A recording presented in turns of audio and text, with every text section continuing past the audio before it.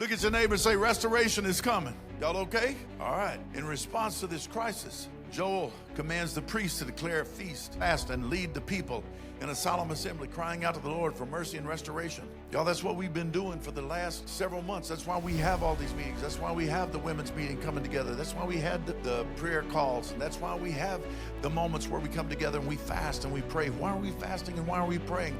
Because we know that God is the source. God is our answer. It is not the government. The White House is not going to save us. I don't care who is in the White House. Nobody in the White House is thinking about your house.